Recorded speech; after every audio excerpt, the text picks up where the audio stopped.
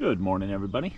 On this cold, I will say it, cold, chilly August morning. It is 56 degrees, which is way too cold. Overnight it got down to 50 degrees, and we're supposed to get down to 50 tonight.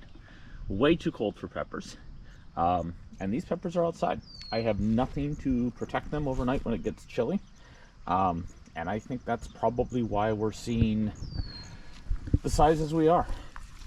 I mean, I've got peppers down here that they've grown, but they barely grown. Some that are a little bit nicer. These look good, but I mean, that's two flowers on a huge pepper.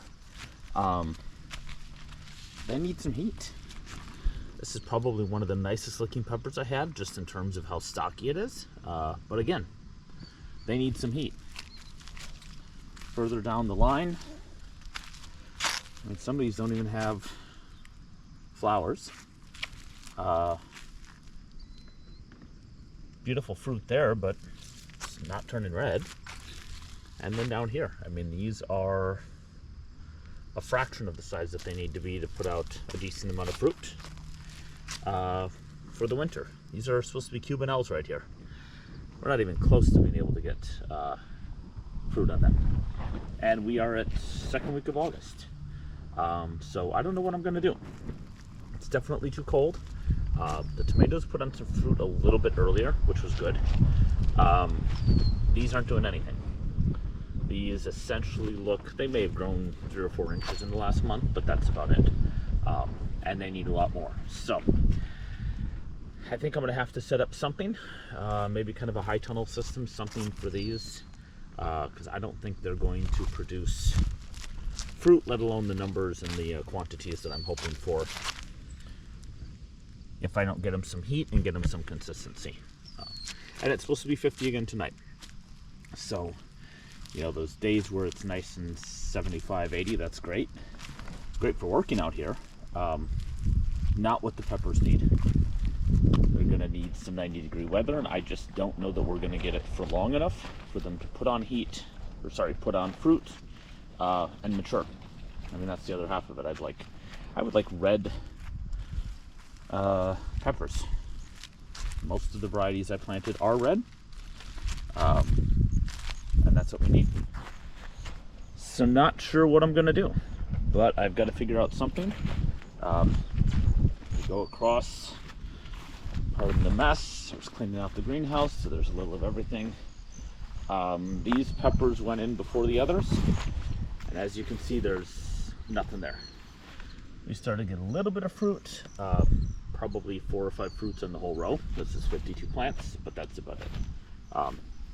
In the greenhouse, it's not fantastic, but it's definitely better. Again, it's a mess. I'm cleaning stuff up. I look at some of these. I mean, that's a beautiful Lasea pepper. Corno di Toro, I think those might be the same, but really nice fruits. Covered what all of the plants should be right now, and the same for the tomatoes. But in terms of peppers, these look fantastic. Fruits are nice, quantities are nice.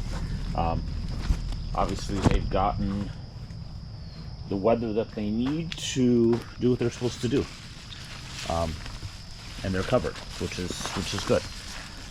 Ironically, they're not as covered as they were last year, but they do look good. So I don't know. That's my Friday morning update, I guess. 50 degrees at night, mid 50s even, too cold. And I gotta figure out something. That these peppers are gonna be a bust, and I really don't want that, because peppers are, number one of my favorite things to grow. Number two, kind of what I rely on for a lot of winter stuff. We use a lot of peppers to cook with, and I want nice peppers, and I put a lot of time and energy into it, growing out 250 peppers, and here we are with 50-degree nights in August. So anyway, that's it for this. Something I got to figure out, and thanks for watching. See you on the next one.